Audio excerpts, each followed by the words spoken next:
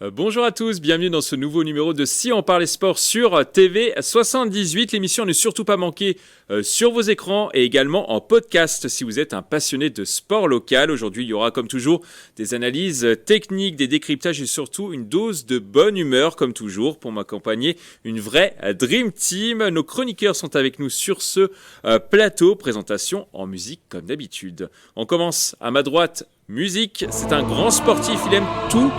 Les sports, mais surtout le rugby pour le contact et surtout les troisièmes mi-temps. Il est venu sans sa peau de bête aujourd'hui. Notre gladiateur Pierre Chevalier est avec nous pendant une heure. Forme et bonheur les amis, salut Mickaël, salut à tous. Oui, peau de bête laissée, c'est le printemps. C'est le printemps, donc là je vais la laisser faisander un petit peu pendant le printemps et l'été, puis je la récupérerai l'hiver prochain. Ça va, vous c'est êtes de en bonne pleine augure, forme, c'est de quand bonne même. augure, en pleine forme, tous les sports effectivement. Sauf le cyclisme, mais à part ça, tous les sports. Si on doit vous donner une note sur 10 sur le côté pleine forme. Pleine forme, on est, là on rentre plein dans le 8 sur 10. 8 sur 10, 8 sur allez. 10, on rentre dans le printemps, on est bien. On continue à gauche, musique, vous reconnaissez sa musique, il est aussi impressionnant que le Colisée de Rome, il est aussi romantique que la ville de Florence, il est aussi atypique que la Tour de Pise, il est aussi incroyable qu'une pizza napolitaine, notre Italian lover Grégory Canale est avec nous. Mickaël, bonjour Pierre, vous me faites rougir à chaque fois Mickaël. Comment allez-vous ? Ça va très bien, pareil, voilà, le printemps qui est là, installé. On se dirige tranquillement vers l'Euro de football, vers les JO. Plein d'actualités sportives à distiller, donc ça fait du bien. On est sur un 8 sur 10 pour vous au niveau forme ? On va dire que je sors de quelques blessures, plutôt un 6-7 sur 10. Voilà, on revient tranquillement en forme, voilà, on se remet, il y a de la marge. On se remet en selle. On repasse de l'autre côté à musique. Il est en pleine forme aujourd'hui. Il va nous sortir vanne sur vanne. Je vous le garantis, on ne va pas s'ennuyer. Mais il sait aussi être sérieux quand il le faut. C'est le responsable sponsoring chez Orange en Ile-de-France. Philippe Volac est avec nous. Bonjour à tous. Pendant une heure. Les vannes, c'est normal puisque je suis breton déjà. Donc voilà, donc, ça vanne sur vanne, voilà. Ça commence très Ils sont fort. pas mal, ils sont premiers en compris. plus en Pro D2, donc voilà. Donc c'est le printemps, vous, C'est le pareil printemps. vous Ouais, l'ange êtes gardien, l'ange gardien, parce que 8 sur 10 au niveau de L'ange forme gardien, ou ouais. pas L'ange gardien. 8 sur 10 pour la forme 9 sur 10 Ah non, 7 sur 10 peut-être pas 8, mais 7,5. 7,5 ouais. D'accord. Aussi, il y a de la marge. Un peu. Ouais, un peu. C'est pour ça qu'il y a D'ici un peu l'été. moyen de progresser encore. On termine de l'autre côté à musique. Vous reconnaissez sa musique, il nous vient de la ville d'Épône. C'est un spécialiste rugby, mais il s'y connaît dans tous les sports et notamment sur le sport yvelinois. C'est un ancien collègue, il connaît la maison. Nicolas Dandry est avec nous. Ouais, ça fait du bien de revenir à la maison. Bonjour à tous. Comment allez-vous, Nicolas ? Oh, très bien, avec le printemps et puis 8 sur 10 aussi.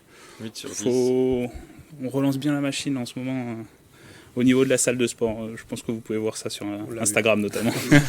Votre Instagram, hein, c'est ça. Ouais, c'est ça. Et Léo Barré, on va parler de Léo Barré notamment aujourd'hui. Vous êtes très Exceptionnel. content, j'imagine. Exceptionnel. Nous, on dit pas on l'avait plus.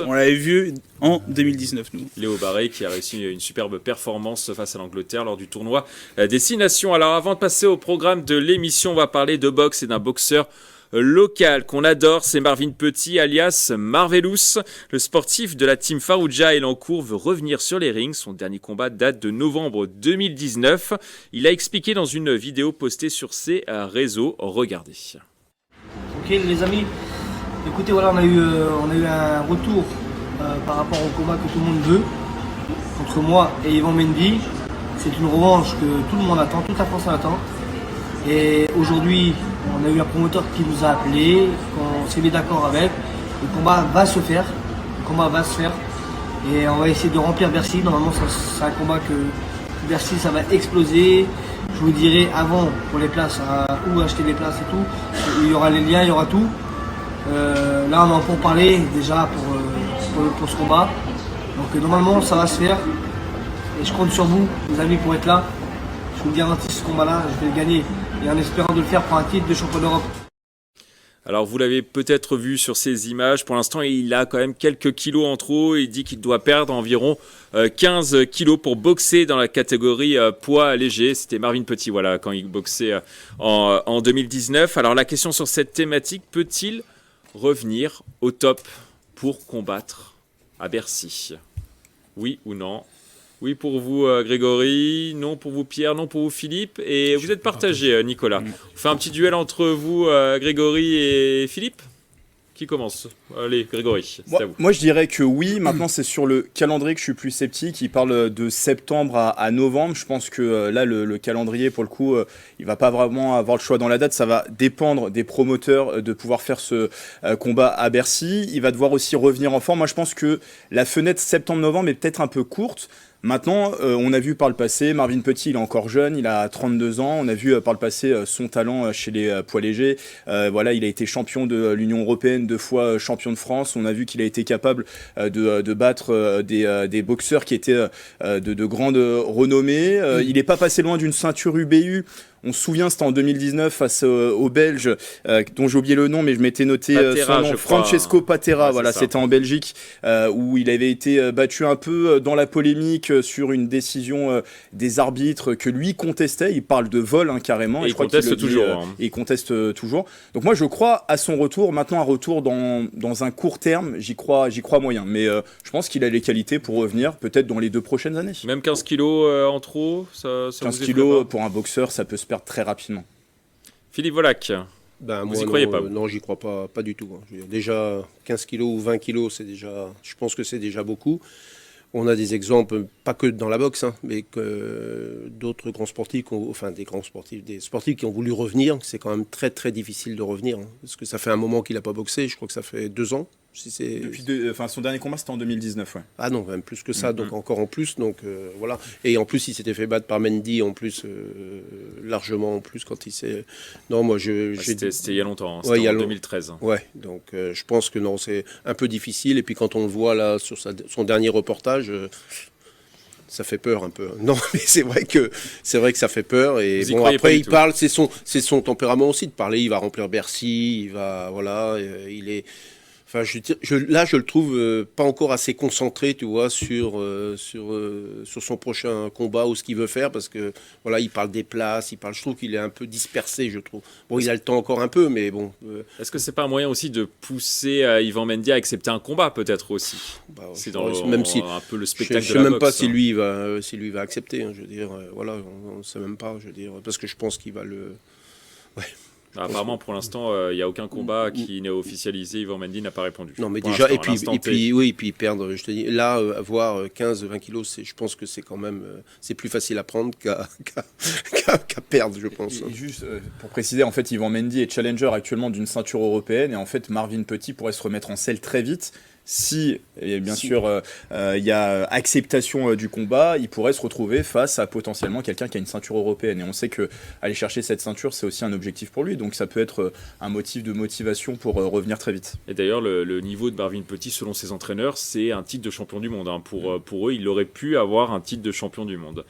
Nicolas Dandry, je vous donnerai ensuite la parole à Pierre Chevalier. Nicolas Dandry qui était partagé sur la question. Oui, partagé, parce que comme vient de le dire Grégory, dès lors qu'il y a des objectifs, on sait comment ça fonctionne le sport, des objectifs qui permettent d'avoir le mental pour aller chercher ces objectifs-là. On a l'impression qu'il a l'air déterminé.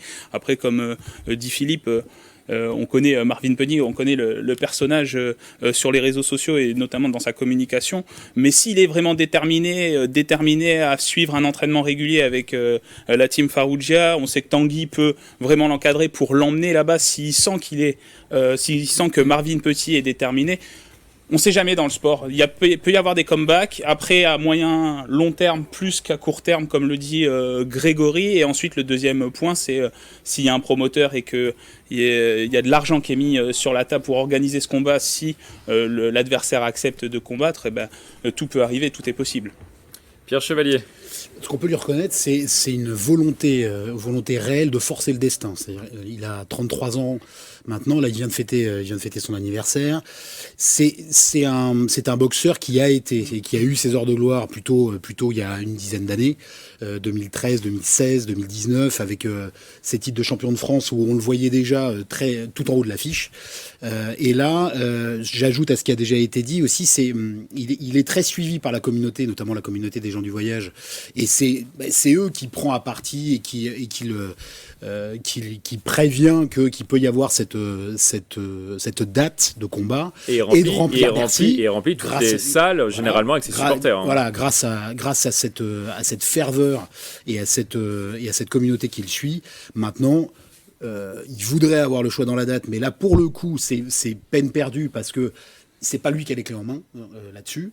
Et quand on voit juste le reportage avec le avant-après, là, on mesure tout le chemin qui reste à parcourir sur la balance. Ou alors, sinon, il faut qu'il change de catégorie. Mais ça, c'est pas si facile. Oui, il est en poids léger, on le rappelle. Et donc là, pour le coup, il en est loin. Il est loin de son poids de forme des années 13-14. Et donc, bon, sacré challenge à relever. Petite question également, il n'a pas combattu, on le disait, depuis 2019, fin 2019, donc on va dire quasiment 2020. Ça fait 4 ans quand même qu'il n'a pas combattu. Est-ce que c'est pas trop dur de revenir finalement, Philippe Volac, après tant d'années? Ah si, déjà même au bout de 2 ans, on a vu même en parlant de Tony Yoka, quand il a été suspendu, il est revenu, ça n'a pas duré longtemps, hein, mais de revenir, et bien on voit maintenant qu'il a du mal aussi. Surtout, en plus, dans la boxe, c'est tellement physique, c'est tellement que je pense que c'est très très très très difficile. Nicolas, tout dépend de ce qui s'est passé depuis 2019. Est-ce qu'il a continué à s'entraîner régulièrement apparemment, on a vu là sur les vidéos, il s'entraîne notamment en Thaïlande des fois, il s'entraîne un petit peu ici aussi à Elancourt. Il s'entraîne quand même un petit peu, mais c'est pas bon. Voilà, on voit les images. Il faut une certaine régularité dans l'entraînement quand même, parce que comme le dit Philippe, la boxe est assez exigeante au niveau physique. Notamment quand les combats durent, il faut avoir une condition physique certaine. Et comme le disait aussi Pierre, s'il revient à son poids de forme, et je pense qu'il en est loin. Déjà revenir au poids fixé par la catégorie, mais en plus revenir à son poids de forme, c'est... Il en reste 15 pour être bien. Voilà, une quinzaine de kilos, c'est ce qu'il a annoncé sur ses réseaux sociaux. Un petit comme j'aime et on est bien. En tout cas, on souhaite bon courage à Marvin Petit, à son entraîneur Tanguy Farouja. On croise les doigts pour le voir remonter sur le ring. Nous allons maintenant passer au programme de l'émission. Aujourd'hui, nous allons parler du nouvel entraîneur du FC Versailles, Jean-Luc Vasseur, qui a repris en main l'équipe première. On parlera aussi rugby avec le magnifique match du Versaillais Léo Barré avec le 15 de France pendant le tournoi des 6 Nations. Mais avant de parler de ces thèmes, on va parler du PSG. Le tirage au sort des quarts de finale de la Ligue des Champions a été effectué. Le PSG, qui construira peut-être un stade à 50 ans dans les prochaines années, a hérité du FC Barcelone. Le club espagnol a notamment soulevé 5 Ligues des Champions, mais le Barça est un peu moins bien en ce moment. Le match aller se déroulera le 10 avril au Parc des Princes. Le match retour se déroulera à Barcelone. La question sur cette thématique, est-ce que le PSG est favori de cette rencontre? Double confrontation. Oui pour vous Nicolas Dandry, oui pour vous Grégory Canellet, oui pour vous Philippe Volac, et vous êtes partagé Pierre Chevalier. Je vais vous donner du coup la parole. Pour faire le nombre sur l'absence d'unanimité, parce que Barça restera toujours Barça, et que dans des conditions qui étaient meilleures sur les années précédentes, à chaque fois qu'on est tombé sur le Barça. Notamment la dernière fois, c'est des scénarios qui sont pas c'était la remontada, la fameuse remontada. Il y a eu un 2021 la de poule. Non, 8e. Le PSG avant le Final Four. Ce que je veux dire, c'est favori, ça voudrait dire que dans les travées du Parc des Princes, tout va on ne peut mieux, et que la campagne de Ligue des Champions est faite pour être gagnée. On en a suffisamment parlé ces dernières semaines, ces derniers mois, pour dire que justement toutes les planètes ne sont pas alignées. Il y a actuellement la gestion du cas Mbappé avant son départ. Il y a un effectif qui s'est quand même vachement allégé, mais qui a priori se base maintenant sur des individualités un petit peu plus fortes et un petit peu plus combatives pour aller chercher ces matchs. Et puis ça reste le PSG en Ligue des Champions depuis 7-8 saisons, et avec cette difficulté d'aller au bout. On a déjà eu du mal à se qualifier sur les 2-3 saisons précédentes pour les 8e. Maintenant on passe en quart. C'est même avec un Barcelone diminué, on sait que cette équipe, elle est capable de se transcender en Ligue des Champions. Elle a plusieurs fois été au bout, ce qui n'est pas le cas du PSG. Donc là, je suis un peu partagé avec un espoir que ce soit la bonne année, juste avant que Kiki parte en Espagne, justement. Je précise que toutes ces vidéos sont à retrouver sur nos réseaux sociaux, en replay également. Donc vous avez tous dit que le PSG était favori, hormis Pierre Chevalier. Grégory Canalé. Un prono. Non, je vais pas me risquer au prono, mais on va pas se mentir. Le PSG a évité le pire, aussi bien sur le tirage des quarts de finale. On n'a pas le grand Barça d'antan. Le Barça, il faut savoir qu'ils n'ont pas franchi le stade des quarts de finale depuis l'édition 2018-2019. Ça fait 2 saisons de suite qu'ils sortaient aux poules, à la phase de poule de la Ligue des Champions. Et même sur le plan du tableau, parce qu'on a tiré les quarts de finale et les demi-finales, du côté du tableau du PSG, on a ce FC Barcelone en quart de finale et potentiellement, si le PSG passe, derrière le vainqueur de Dortmund, Atlético de Madrid. Quand de l'autre côté, on a le Real, Manchester City, le Bayern. Donc le PSG a eu quand même de la chance au tirage, ça faut le préciser. Je disais, le Barça, c'est plus celui d'antan, à l'instar... alors, au contraire du PSG, il n'y a pas de crack. Le PSG a Kylian Mbappé. Pour moi, le Barça aujourd'hui n'a pas de crack. On pourrait parler de Lewandowski qui a 12 buts en Liga, qui fait une saison honorable cette saison, mais les petits Pedri et Gavi seront pas là. Ils seront souvent blessés, ils seront pas là face au PSG. Il y a Lamine Yamal, le petit crack de 16 ans, mais qui doit encore tout démontrer du côté du FC Barcelone. Donc pour moi, le PSG a plus d'armes que le FC Barcelone. Et il y a une autre donnée, qui pourra peut-être faire sourire mes camarades en plateau, mais le match retour n'aura pas lieu au Camp Nou, contrairement à ce qui s'était fait lors de la remontada, parce que le Barça en ce moment joue au stade du Montjuïc, le stade olympique qui a accueilli les Jeux Olympiques de Barcelone en 92, parce que le Camp Nou est en rénovation. Et donc aussi pour la symbolique, le PSG ne jouera pas dans le stade de la remontada. Donc je pense qu'il y a plusieurs planètes qui sont alignées. Luis Enrique, le coach du PSG, qui connaît bien sûr le FC Barcelone parce qu'il a entraîné du côté du FC Barcelone. Le FC Barcelone qui est dans une saison aussi un peu bizarre avec Xavi qui va arrêter à la fin de la saison. Bref, les voyants sont plus au vert côté PSG, même si rien n'est escompté du côté du Paris Saint-Germain. Mais voilà, on ne peut pas se cacher que le PSG est quand même le grandissime favori face au FC Barcelone. Nicolas Dandry, pour vous. Non, ce n'est pas mon code PIN ou un code secret. 4-4-4, eh bien, c'est le bilan des confrontations entre le PSG et le Barça en Ligue des Champions. Donc sur un total. Donc ça va forcément 4, évoluer. 12. Donc 4 victoires, 4 nuls, 4 défaites. La dernière confrontation entre les deux équipes, ça remonte effectivement à l'année 2020-2021. 2019-2020, édition spéciale à cause du Covid, où le PSG l'avait emporté, s'était qualifié donc au Final Four ensuite, et avait joué en finale contre le Bayern de Munich, une finale perdue. C'est l'année ou jamais, je pense, pour le PSG, la dernière saison pour Kylian Mbappé. Partir sur un titre de Ligue des Champions avec le PSG, ce serait énorme. Et en plus, tableau favorable parce que le gagnant du match PSG-Barcelone jouera soit contre l'Atlético de Madrid ou Dortmund, la partie plutôt favorable du tableau de ces phases finales de Ligue des Champions, alors que de l'autre côté, ça va être un peu plus compliqué. Donc on peut retrouver le Real Madrid ou Manchester City. On n'écarte pas non plus Arsenal. Et le dernier, je n'ai pas le... c'est Bayern de Munich. Alors voilà, c'est une partie de tableau compliquée. On échappe à ça. C'est l'année ou jamais pour justement les tableaux. L'année ou jamais pour le PSG, parce qu'on peut affronter soit l'Atlético ou Dortmund et se qualifier en finale. Et ouais, positif, bon tableau, et en plus il y a une équipe entre le Real et le Manchester City qui va sortir dès les quarts de finale puisqu'elles s'affrontent, donc c'est une voie royale, moi je dis, pour le PSG. Et après je veux juste finir sur l'état de forme, parce que pour répondre à Pierre, je trouve que le collectif s'améliore en ce moment au Paris Saint-Germain. On l'a vu, dernier match face à Montpellier, une belle victoire du PSG qui a convaincu les observateurs du football, avec une mayonnaise qui semble reprendre.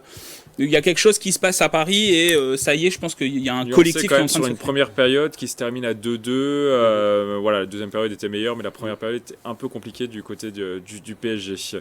On va vous donner la parole, Philippe Volac. Vous qui les suivez avec attention quasiment tous les week-ends. C'est ça.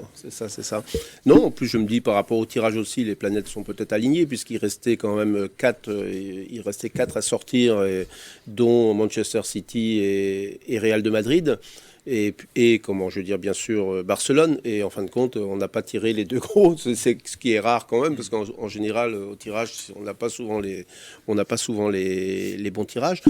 Et puis je me dis que on critique beaucoup Enrique, mais bon, Enrique c'est quand même il était quand même à Barcelone, il connaît bien l'équipe, il fait tourner pour certains, c'est pas top. Même pour moi, des fois, on comprend pas trop sa stratégie. Mais bon, a priori, ça a l'air de prendre parce que bon, Mbappé fait pas trop la tête parce que quand il est remplaçant. Donc voilà. Et puis là, quand on voit encore le match qu'il a fait contre Montpellier. Après, bon, faut faire attention. C'est sûr que c'est un quart de finale. Barcelone, il reste quand même sur plus de 10 matchs sans défaite. Là, ils ont gagné 3-0 à l'Atlético de Madrid quand même. Donc, et qui était invaincu, l'Atlético de Madrid chez eux, qui était invaincu depuis je sais pas combien de temps. Et je trouve qu'il faut quand même faire attention, même si Yamal a dit que c'est lui qui allait mailler. Pour faire un petit bilan de Barcelone sur cette saison, 2e de Liga, bilan 3 défaites en championnat. Ils ont terminé premier de leur poule en Ligue des Champions devant Porto, mais avec 2 défaites quand même au compteur. Ils sont exactement, ils sont prenables à l'extérieur parce que ce sont leurs 2 seules défaites, 2 défaites à l'extérieur. Donc peut-être que si le PSG fait un gros score peut-être au match aller, ils seront en sécurité peut-être pour le match retour. Oui, au retour par contre, ils gagnent à domicile généralement, ça marche plutôt bien côté Barça. Alors, pour répondre à Pierre, ça n'a pas toujours été, mais pour la remontada, il y avait 3 semaines d'écart entre les 2 matchs, le temps quand même de se remobiliser, notamment psychologiquement après avoir pris 4-1. 4-0. Et là, il n'y a qu'une semaine d'écart entre les 2 matchs. Si Paris met un carton au Barça au match aller, ça va être très compliqué de revenir au match retour. Enrique, je pense que c'est quand même un avantage aussi de l'avoir comme entraîneur, l'avoir au PSG plutôt que l'autre côté, je veux dire. Rapidement, Kylian Mbappé qui va sûrement signer au Real Madrid, il aura peut-être à cœur de montrer qu'il peut performer dans un petit classico, déjà un avant-goût du classico pour l'année prochaine. Vous pensez que ça peut jouer, Grégory ? Moi, je le verrais plutôt sous l'angle. Il a envie de bien terminer son aventure avec le Paris Saint-Germain et il va forcément soigner ses sorties. Enfin, il va s'attacher, on le sait, c'est un gros professionnel et il va travailler pour bien terminer sa carrière au PSG. C'est peut-être le seul point moi, qui me ferait basculer sur le statut un petit peu plus favori du PSG. C'est qu'a priori, la stratégie mise en place par Luis Enrique, c'est de mettre un petit peu Kylian Mbappé dans le formol en championnat, sauf contre Montpellier où là il a brillé, mais de le mettre en plaçant et pour qu'il soit vraiment pleine bourre en Ligue des Champions. C'est effectivement là, de ce côté-là, peut-être une bonne stratégie et de piquer un petit peu son orgueil et son envie, et puis de se mettre toutes les chances de notre côté pour la remporter enfin cette année. Alors on va continuer à parler football et du futur ex-joueur du PSG, Kylian Mbappé, formé en partie dans les Yvelines à Clairefontaine. Le joueur francilien devrait signer cet été donc au Real Madrid, mais cela pourrait compromettre les chances de le voir aux Jeux Olympiques cet été avec l'équipe de France. La raison, le Real ne voudrait pas libérer ses joueurs pour la compétition. De son côté, Thierry Henry, le sélectionneur de France Espoir, dit que ça reste la décision du club. Il y a donc très peu de chances de le voir au jeu. La question sur cette thématique, est-ce que ce serait une grande perte de ne pas le voir en équipe de France cet été pendant les JO ? Oui ou non ? Oui, grande perte pour vous, Nicolas. Vous êtes partagé, Grégory. Non pour vous, Philippe, et partagé également, Pierre. Donc on va faire un petit duel entre Nicolas et Philippe. Philippe, vous cherchez les duels, j'ai l'impression. Ouais, j'aime bien. Non, mais allez-y, commencez. Non, mais je me dis que c'est une grande perte peut-être pour l'équipe de France de foot, mais par rapport à la compétition, les JO, je pense que c'est pas, on n'attend pas. Je pense que c'est pas Mbappé qu'on attend. Je pense qu'il y aurait, même en sport collectif, il y aurait plus Van Beek qu'on attend plus en basket, tu vois, que le foot. Je trouve que c'est aléatoire. En plus, bon, ils vont jouer en province leur match de poule. Après, ils vont revenir au Parc des Princes. Enfin, moi, je pense qu'il y a, mis à part le hand, le hand, mais je veux dire, sinon, moi, j'attends plus des performances individuelles sur les sports individuels que sur les sports collectifs. Mis à part le hand que j'adore et que ça, je vais suivre parce que déjà pour leur palmarès et puis les vedettes qu'il y a aussi comme Nicolas Karabatic qui va arrêter après, et je pense que voilà, je pense que c'est pas une grosse perte, et je pense que de toute façon on peut pas savoir encore quelle équipe, parce que je me dis moi c'est les espoirs, mais en fin de compte l'équipe d'espoirs de maintenant, ce qui parle maintenant, en fin de compte il y aura pratiquement aucun joueur des espoirs de maintenant par rapport dans l'équipe. Il parle de Griezmann qui est pas sûr non plus d'y aller parce que son club ne veut pas non plus veut pas. Il y a beaucoup de, on sait pas. Il y a même aujourd'hui Benzema a dit qu'il voulait aller jouer en espoir. Bon, c'est pas Deschamps, donc ça tombe bien parce qu'ils peuvent pas se voir. Mais je veux dire, il veut même aller en jouer en espoir à 36 ans, je veux dire. Nicolas Dandré, qu'est-ce que vous lui répondez à Philippe? Moi, je pense que ce serait une perte à la fois pour lui, pour l'équipe, pour le collectif, mais pour lui aussi. On parle quand même des Jeux Olympiques de Paris. Ce serait énorme de voir. Alors après, tout dépend de la participation en cérémonie d'ouverture, parce qu'en plus, le calendrier du rugby à 7 chevauche sur la cérémonie d'ouverture, mais ce serait énorme de voir Wembanyama, Dupont, Mbappé porte-étendard de l'équipe de France en termes de communication aussi. Ça peut être très fort, porter la nation française avec ces 3 pépites respectives dans leur sport, ce serait énorme. Après, vivre ce moment pour Kylian Mbappé, ce serait énorme parce qu'il pourra dire qu'il a participé à ces Jeux Olympiques de Paris. Après, est-ce qu'il va pouvoir mettre ça dans la balance? On sait que c'est un joueur exceptionnel. Est-ce que le Real de Madrid va faire une exception? Ils ne veulent libérer personne. Voilà. En fait, le Real Madrid. Après, par principe. Par principe. On sait que l'institution est beaucoup plus forte au Real de Madrid qu'au PSG, si je peux me permettre. Mais voilà, donc est-ce que l'institution va prendre le dessus sur Kylian Mbappé? Est-ce que si Kylian Mbappé dit « je fixe ma condition, je veux aller faire les Jeux Olympiques », est-ce que le Real Madrid cédera? Ça va dépendre aussi du résultat du championnat d'Europe aussi, qui est juste avant. Oui, le championnat d'Europe qui se déroulera en Allemagne du 14 juin au 14 juillet, avec une possible finale et une victoire de l'équipe de France. Pour arracher le trophée à l'Italie. Face à l'Italie, peut-être. Pierre Chevalier, qui vous a convaincu? J'étais partagé, donc je me retrouve dans les arguments de Nicolas et de Philippe.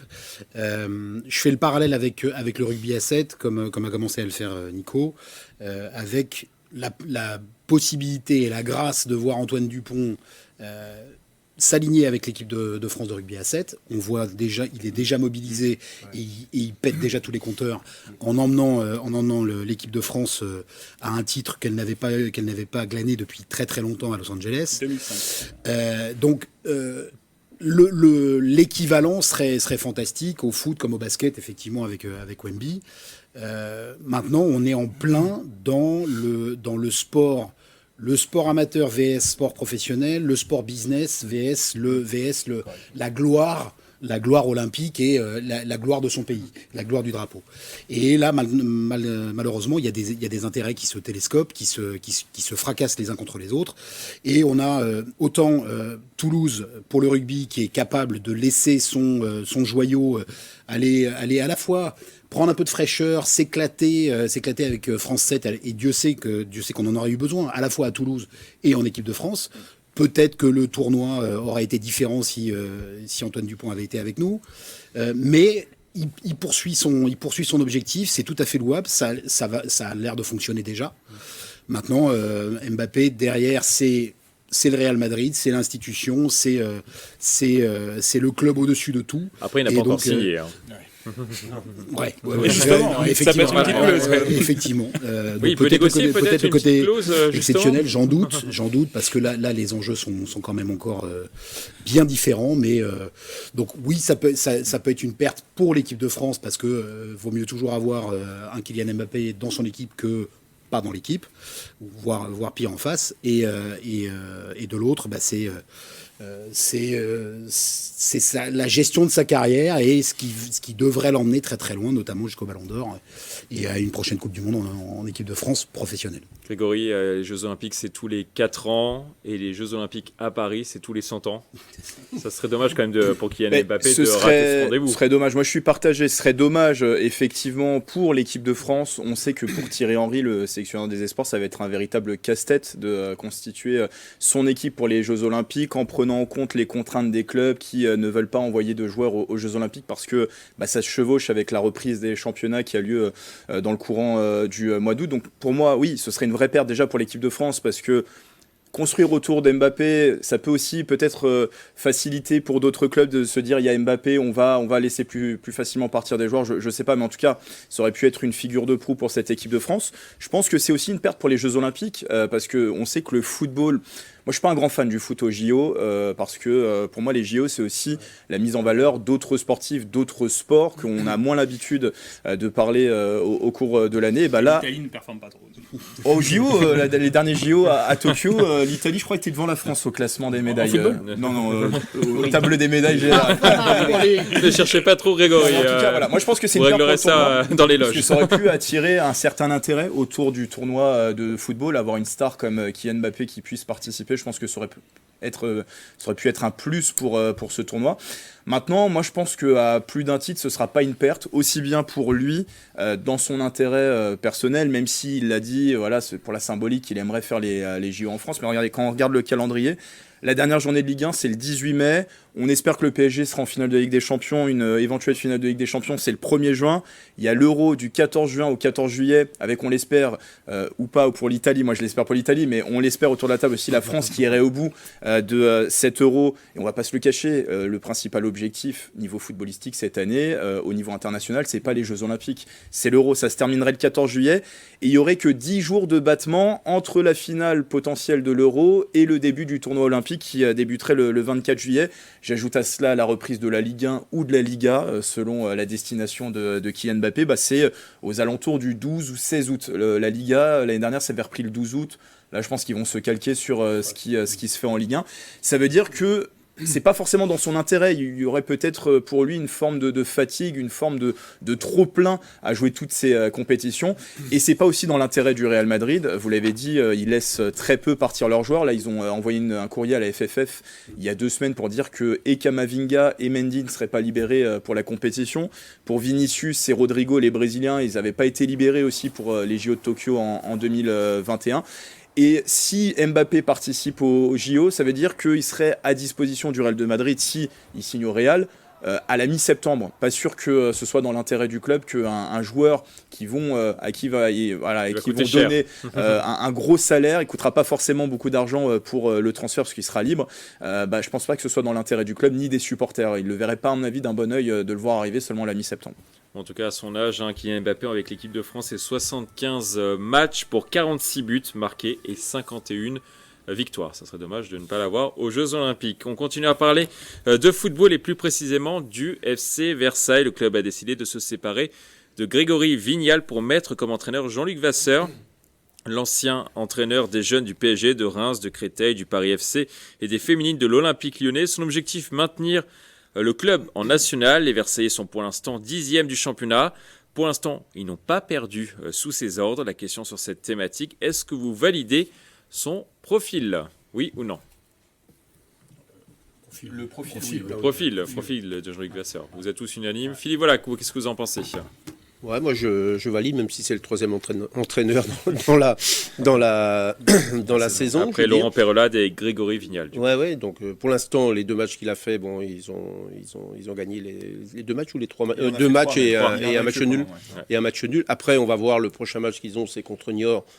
On va voir ça va être une autre affaire. Mais aussi, ce qu'il a aussi, c'est qu'il va avoir la trêve internationale et il a beaucoup de joueurs qui sont étrangers, et qui vont jouer. Et il va perdre beaucoup de joueurs sur les deux prochaines rencontres. Oui, il s'en est plein d'ailleurs. Ouais, il s'en est plein parce que c'est quand même, en fin de compte, il a le droit, c'est 2. Pour faire reporter un match, si ça a 2 internationaux français, tu peux reporter le match, mais si c'est pas des internationaux français, tu peux pas reporter le match. C'est un peu dommage parce que je pense mais là il reste, je regardais, il reste 9 matchs. Hein. Ils sont pas mal, ils sont 9e ou 10e qui sont. Ils sont 10e. Et ils jouent le classement. Ils jouent 5 équipes. Ils pourront pas rattraper le Red Star, 54 points, ça risque d'être compliqué. Mais ils jouent 5 équipes qui sont au-dessus d'eux et 4 équipes qui sont en dessous. Moi, je pense que le maintien, j'espère, je croise les doigts, mais j'espère que ça va le faire, je veux dire. Et maintenant qu'ils sont sur la ligne de départ avec Gasly, donc je pense que... On va en parler juste après. Voilà, c'est ça. Donc, j'ai anticipé. Des beaux teasings, Philippe Volac. Nicolas Dandry, qu'est-ce que vous en pensez? Profil intéressant. Profil intéressant, profil expérimenté. Qui a su remonter le club de l'US Créteil de National en Ligue 2. Dans la saison 2013-2014. Je pense que c'est le profil adapté pour travailler sur le long terme. Alors, en espérant que la direction du FC Versailles le laisse en place sur le long terme, parce que je pense que c'est un entraîneur qui a besoin de travailler, de construire un projet avec l'équipe et qui peut aller très loin et puis viser pourquoi pas la montée, puisqu'il l'a déjà fait avec l'US Créteil. Il a aussi entraîné des clubs en Ligue 2. Je pense que c'est le bon profil pour le FC Versailles à l'heure actuelle. Les images qui passent sont les images de Coupe Gambardella du FC Versailles. Ce sont les jeunes, hein, mais c'est pas la même ils ont fait un beau parcours aussi. Très beau parcours, ouais. Mais peut-être que ces jeunes alimenteront l'équipe. Ils seront peut-être pris par Jean-Luc Vasseur, dans le futur. Grégory, qu'est-ce que vous en pensez? C'est un peu le même profil finalement que Laurent Perrelade quand on y réfléchit bien. Même profil avec sur l'expérience des petites divisions, voilà. parce que comme le disait Nicolas, il a réussi à remporter le championnat national, accéder en Ligue 2, il a maintenu plusieurs équipes. Il a aussi entraîné, alors c'est là la petite différence par rapport à Laurent Perrelade, c'est que lui a connu le très haut niveau, puisqu'il a entraîné le Stade de Reims qui était en Ligue 1. Ça s'est pas forcément très bien passé, parce que quand il a quitté le navire, il a été démis de ses fonctions, le Stade de Reims était relégable, mais au moins il a connu cette expérience du haut niveau. Et oui, j'ai envie de dire, sur le profil, on avait besoin de quelqu'un du côté du FC Versailles qui avait côtoyé ces petites divisions. C'est le cas, qui a côtoyé aussi le plus haut niveau. Il est aussi un entraîneur qui mise beaucoup sur la formation, donc c'est vrai que il se rapproche quand même grandement de ce que faisait Laurent Perrelade. Ça n'a pas réussi forcément au FC Versailles. Et après, sur le début de son expérience au FC Versailles, elle est forcément positive. Aucune défaite, 2 victoires. Moi, j'attends de voir. Pas des gros scores, par contre. Pas des gros scores, mais il y a quand même eu un beau match nul face à Nancy, qui est 4e du championnat de national. Moi, j'attendrai de voir, parce qu'il y a toujours ce côté de choc psychologique. Grégory Vignal, quand il avait repris les joueurs à Laurent Perrelade, qui était son adjoint, il y avait eu un sursaut d'orgueil sur 2-3 matchs où on avait senti le FC Versailles un peu mieux. Donc j'attends un peu de voir, mais en tout cas sur le profil, oui, on ne peut que valider. C'est quelqu'un qui a l'expérience, en tout cas, de cette division nationale. Pierre Chevalier. Justement, il est un peu dilué, cet effet psychologique et ce choc psychologique. C'est la 3e fois qu'on a ce débat sur ce plateau. À chaque fois cette saison, les 3 fois, on avait grosso modo les mêmes avis, les mêmes espoirs, en disant ils ont choisi des bons profils pour un club de national qui ambitionne d'aller jouer plus haut. Ce sont de très bons profils. Perrelade, Vignal et Vasseur, ce sont des briscards des ligues inférieures, on va dire, mais sans être péjoratif. Tout ce qui n'est pas soit Ligue 1, soit Ligue 2, et encore, Vasseur, Greg l'a rappelé, l'a été un peu. C'est difficile de lire la stratégie de l'équipe dirigeante du FC Versailles, et surtout d'accepter son impatience, parce que a priori le problème est là, c'est-à-dire quels sont les objectifs qu'ils fixent à chaque fois aux entraîneurs. Il semble que ce soit revenu à un objectif assez humble de maintien en national, au moins pour cette saison. Qui peut le plus, peut le moins, on verra si d'ici la fin de la saison. Bon, là, il semble quand même assez loin par rapport aux saisons précédentes, assez loin d'aller jouer les 6 premières places. Donc, au moins un objectif humble.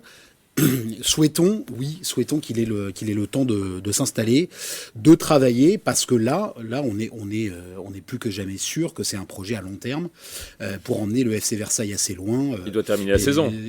Il doit terminer. Il faut qu'il termine la saison. J'espère. Un 4e débat là ici, je ne sais pas ce qu'on pourrait dire. À part dire, oui, c'est un très bon profil. Oui, c'est un bon profil. Pour répondre à la question, oui, ça semble être l'homme de la situation, notamment par ses expériences assez variées chez les garçons et chez les filles.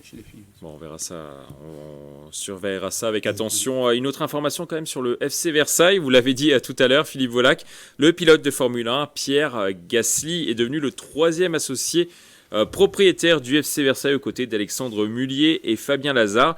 Passionné de football depuis longtemps, il veut aider le club à se développer sur le long terme. Un beau partenariat en perspective. Qu'est-ce que vous en pensez autour de cette table? Pourquoi pas? Oui. Pourquoi pas, Philippe Volac? Ouais, pourquoi pas? À voir. C'est comme on dit, on parlait de profil, c'est peut-être le bon profil pour comme actionnaire. On va voir. Les 3e actionnaires. Pas les crampons, bien sûr. Non, il ne mettra pas. Il pourrait faire accélérer le club. Une belle vanne de Nicolas Dandry. Qu'est-ce que vous en pensez, vous, Grégory ? Déjà, on l'a pas vu venir. On l'a pas vu venir. Et effectivement, oui. Pour moi, bonne nouvelle. C'est des moyens supplémentaires pour le club. C'est un nom. Quand même connu du monde du sport, Pierre Gasly, français. Ça aussi, ça incarne un esprit de jeunesse. C'est 3 actionnaires qui ont des projets pour l'avenir du Football Club de Versailles. Visiblement, du côté de l'association du Football Club de Versailles, on est aussi content du projet qui est incarné par au moins Alexandre Mullier, qui est le propriétaire. Donc non, de bon augure. Moi je dis pourquoi pas un partenariat avec Pierre Gasly. Je ne sais pas si ça va l'aider à gagner un peu plus de courses en Formule 1, mais en tout cas, s'il fait gagner le FC Versailles, moi ça me va. Il ne faut pas que les joueurs restent dans le paddock. Est-ce que ça peut accélérer, comme l'a dit Nicolas Dandry, les projets du club ? Ça peut leur permettre de passer en pole position, effectivement. Pareil qu'Emiguel, je dirais que c'est des moyens supplémentaires, notamment financiers, ne le cachons pas. Gros coup de com'. Oui. Et le côté universel du sport. C'est-à-dire que c'est un homme des paddocks et c'est un nom. Et ça ne peut, sur le papier, ça ne peut apporter, au-delà de la surprise et du fait qu'on ne l'ait pas vu venir du tout, que du positif pour les FC Versailles directement. On va passer à notre page débat pour avancer dans l'émission, mais on aurait pu en parler encore pendant quelques minutes. Certes. On passe à notre page débat. Retenez bien son nom. Léo Barré, ce Versaillais, était l'un des grands artisans de la victoire de la France sur l'Angleterre ce week-end dans le tournoi des 6 nations. Il a inscrit son premier essai chez les Bleus sur une passe de Charles Olivon à la 56e minute. Une réalisation qui a permis de revenir à un petit point du 15 de la Rose. Il a été logiquement élu homme du match à la fin de la rencontre. Rappelons qu'il a tout juste 21 ans. S'il continue comme cela, il devrait faire de nombreux tournois internationaux avec l'équipe de France. La question sur cette thématique, est-ce que vous êtes surpris par Léo Barré ? Non, pour tout le monde en fait. Tout le monde autour de cette table est unanime sur la question. Alors avant de laisser la parole aux spécialistes, que ce soit vous Nicolas Dandry ou vous Pierre Chevalier, Philippe Volac, on va voir avec vous, disséquer un petit peu ce Léo Barré. J'aime bien le rugby. Vous aimez bien le rugby aussi. J'aime bien le rugby. Qu'est-ce que vous en pensez de Léo Barré ? Ouais. Enfin, moi, en plus, je le connais depuis... Est-ce qu'il vous a fait vibrer ? Oui. À part, j'ai eu un peu peur quand il a fait l'en avant sur la première chandelle, mais au début de match contre l'Angleterre. Mais autrement, après, il a été avec le Garec, ils ont été tous les deux exceptionnels. C'est son deuxième match, il est vraiment très bon.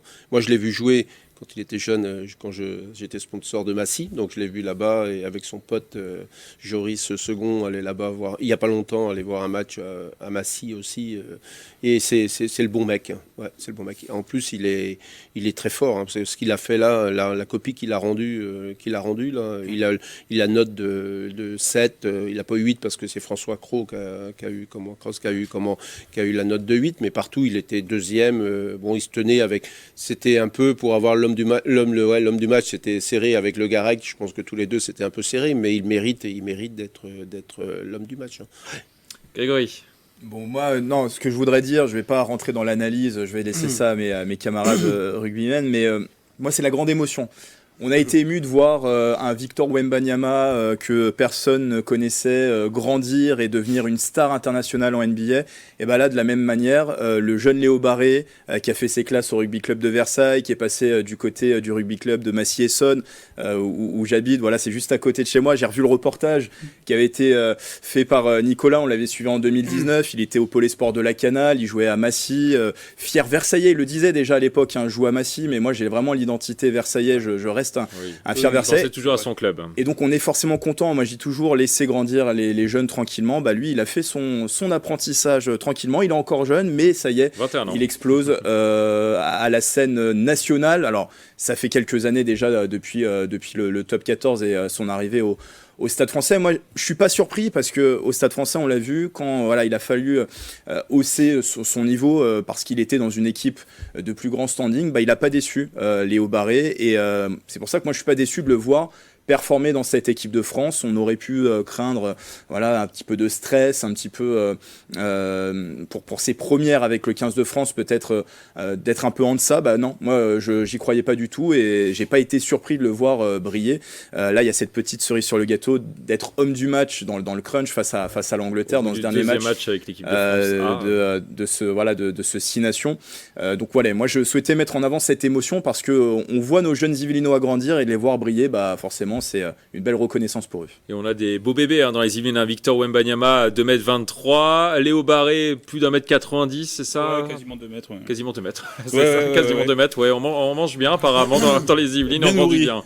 Je vais laisser la partie familiale à Pierre parce qu'il connaît mieux le sujet que moi.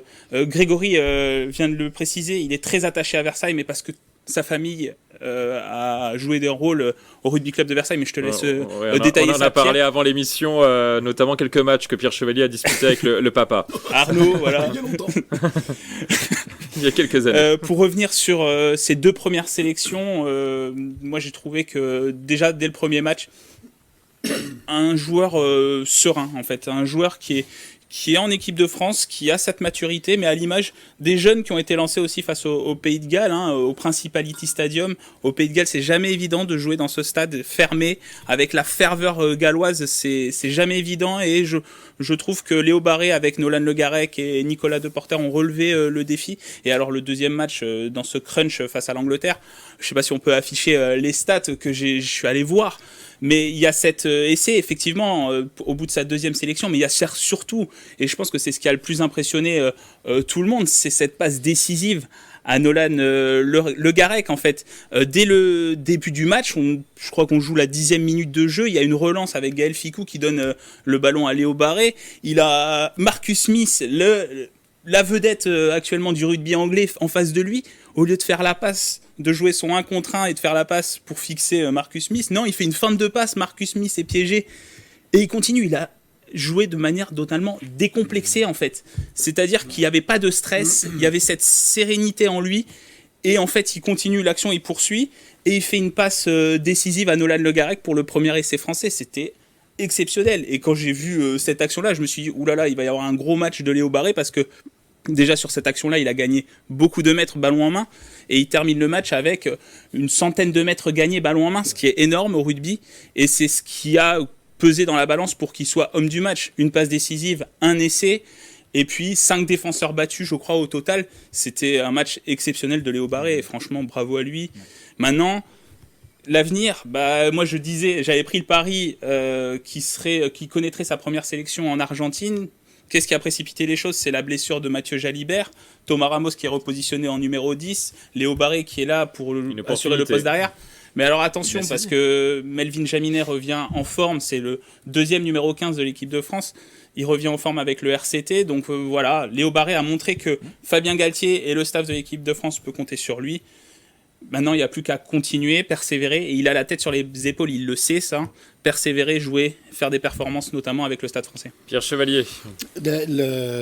C'est rappeler aussi que, pour poursuivre ce que disait Nicolas, qu'on a ce qui se fait peut-être de mieux en termes de génération là, sur le rugby depuis de nombreuses années. On a un gros niveau et on a un réservoir qui est quasiment inépuisable.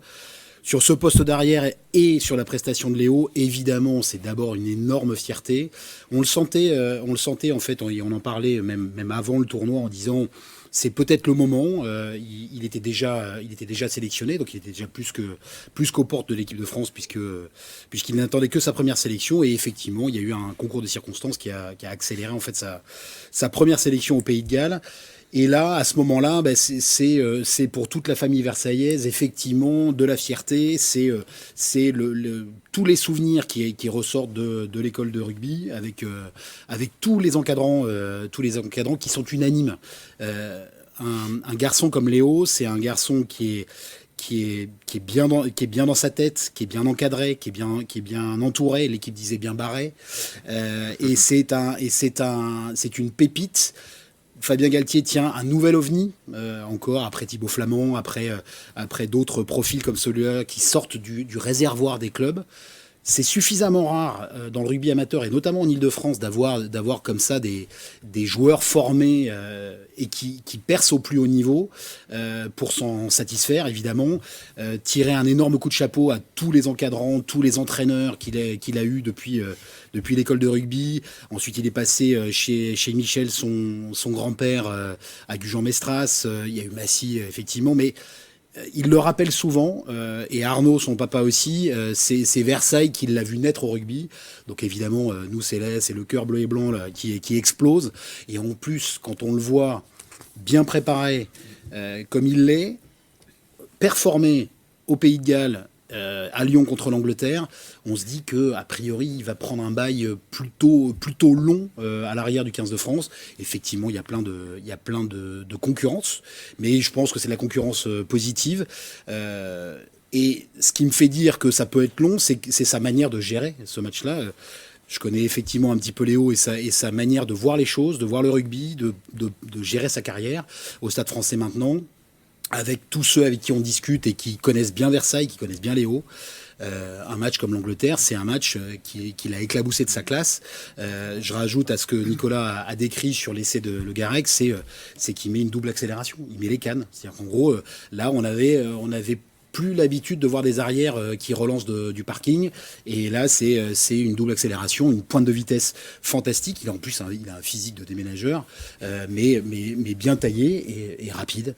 Donc, chapeau Léo. Et puis tout le RC Versailles est effectivement très fier de toi. Ça sera le mot de la fin sur cette thématique. Il faut qu'on termine cette émission par l'envolée de Grégory, le moment fort de cette émission. On garde le meilleur pour la fin. Alors de quoi allez-vous nous parler, Grégory ? Je vous propose de vous emmener sur les routes du Dakar, messieurs, ou plutôt je vous emmène aux portes de l'aventure, mais c'est à vous de les ouvrir pour défier le sort, pour citer Thierry Sabine, le célèbre créateur en 1978 du Paris-Dakar, disparu en 1986 dans un accident d'hélicoptère lors de la 6e édition du rallye. Il est vrai qu'aujourd'hui, le Dakar, qui fêtait sa 46e édition en janvier dernier en Arabie Saoudite, n'est plus celui d'antan, celui des pionniers qui s'élançaient dans l'immensité du désert, sans moyen de communication ni de navigation moderne. La légende d'Hubert Auriol, vainqueur de 3 éditions, disait que, je le cite, « Si un jour vous décidez de faire du hors-piste, sachez que les fantômes qui vous tiennent à leur compagnie se logent dans la gorge sous la forme de petites boules sèches. » Ça donne pas forcément envie. Si ce n'est plus l'aventure d'un temps, le Dakar reste néanmoins une aventure humaine, faite de dépassement, de partage et de compétition.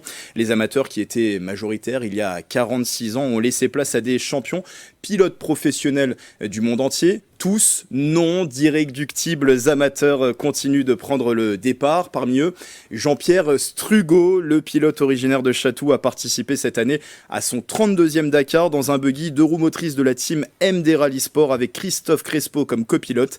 Et à 77 ans, l'Yvelinois était même cette année le doyen de la compétition. Il est d'ailleurs le seul qui peut se targuer d'avoir participé à une édition où Thierry Sabine était aussi en lice. Jean-Pierre a toujours eu la passion du sport automobile en s'alignant sur quelques rallyes régionaux. Se lancer dans le Paris-Dakar, c'était une idée qui lui trottait longtemps dans la tête, tentée par les pilotes du rallye qui s'élançaient au début des années 80 sous son nez au pied de ses bureaux place de la Concorde à Paris. Il saute le pas en 1985 pour sa première participation et là, la fièvre du Dakar l'a aussitôt contaminé.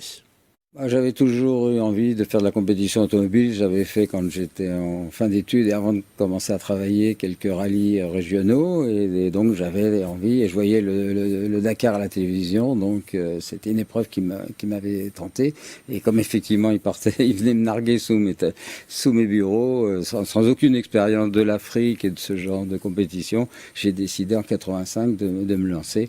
Et d'ailleurs, il m'a fallu 4 Dakar de suite pour relier l'arrivée. Oui. Et voilà.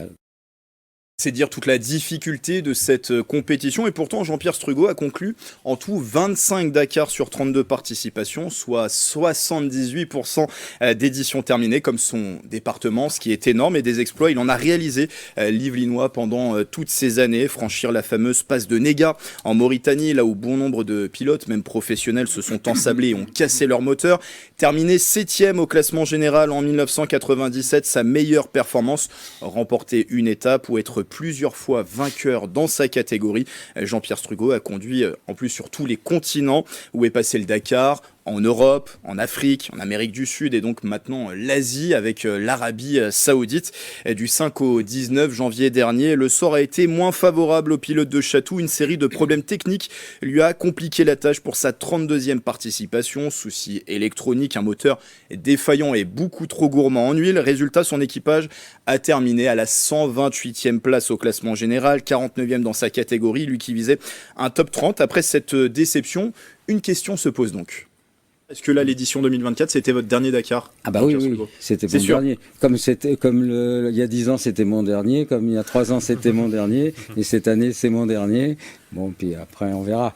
Il faut dire que la préparation, c'est une course d'obstacles. Il y a pas mal d'obstacles à franchir avant de se retrouver sur la ligne de départ. Et on verra. C'était mon dernier de l'année dernière. Maintenant, on verra. On verra dans les prochains mois. Voilà. Peut-être qu'il y aura d'autres éditions. Vous l'avez compris, il ne serait pas étonnant de voir de nouveau Jean-Pierre Strugo au départ du Dakar l'an prochain. Pour citer Hervé Lecomte qui a participé aux premières éditions, je le cite, la douleur du Paris-Dakar, c'est pas quand tu y es, c'est quand tu ne peux pas y retourner. D'ici à revoir Jean-Pierre Strugo sur la ligne de départ, eh bien, il y a une autre course qui va aussi s'enclencher pour lui, celle au budget, car participer à ce rallye, quand on est un amateur, ça demande de l'argent, mais avouez-le, le scénario est quand même plutôt beau. Un nouveau Dakar à 78 ans, lui, le représentant du 78. En tout cas, nous, on en parlera de nouveau avec plaisir sur TV 78. Bravo Grégory et Canalé pour cette magnifique envolée. Et si Jean-Pierre Strugo nous écoute, on veut bien le suivre pour le suivre sur ce Dakar, ce prochain Dakar qui devrait faire, même s'il a arrêté. Un petit logo sur la voiture aussi. Un petit logo sur la voiture, ça serait déjà très bien. Votre avis sur l'envolée de Grégory? On n'a plus beaucoup de temps malheureusement, mais votre avis, on fait un petit tour de table. Oui, très belle envolée. Mais qu'est-ce que vous en pensez de Jean-Pierre Strugo? Respect pour ces forçats du sport qu'on attend pas forcément parce que c'est de l'amateurisme total et une trentaine d'éditions depuis les années 80, toujours au rendez-vous. Ça a l'air en plus de le conserver et de lui faire du bien. Presque 80 ans. À son âge, je signe tout de suite. C'est vrai qu'avant, c'était au début, je pense que c'était plus l'aventure. Maintenant, c'est plus de la compétition, le Dakar quand même. Et quand on voit qu'il a encore autant de plaisir, et surtout que je suis subjugué, c'est surtout le physiquement. Parce qu'un Dakar, encore plus maintenant, ils ont des bivouacs, ils ont tout ça qu'il faut. Mais c'est impressionnant quand même, à 78 ans et avoir autant de plaisir. Puis quand on l'entend en plus, voilà, je me dis non, c'est pas le dernier qu'il a fait. Mais il faut vraiment être physiquement, et bravo, parce que. Apparemment, il dit ça tous les ans. Il y a notamment sa femme, je crois, qui a des petites réserves à chaque fois, qui essaie de freiner. Mais il y retourne à chaque fois. Ouais, je suis impressionné. Ah ouais. Nicolas Dandry. Je peux ne qu'emboîter la roue, disons, des autres chroniqueurs pour traverser cette dune, mais effectivement, c'est génial. Enfin, c'est des personnages comme ça, moi, qui m'ont fait vibrer quand j'étais jeune, quand je regardais le Dakar, et qui donnent de l'émotion. C'est une sacrée aventure, le Dakar, et c'est énorme. Et c'est ce pourquoi aussi j'ai décidé d'être journaliste. Je regardais le Dakar chaque année quand j'étais petit, et c'est des personnes comme ça qui m'ont fait rêver, quoi. Bon, on verra s'il peut vous emmener dans sa voiture l'année prochaine. On verra ça. Alors, c'est déjà la fin de cette émission. On va terminer comme d'habitude par une citation. Aujourd'hui, je vous propose une citation de l'ancien basketteur Joachim Noah, qui a d'ailleurs passé un petit peu de temps de sa vie dans les Yvelines à Feucherolles. Dans le sport, il n'y a pas de mensonge. Tu ne peux pas tricher, sinon tes adversaires te mangent. Je vous laisse méditer sur cette phrase. À bientôt sur TV 78.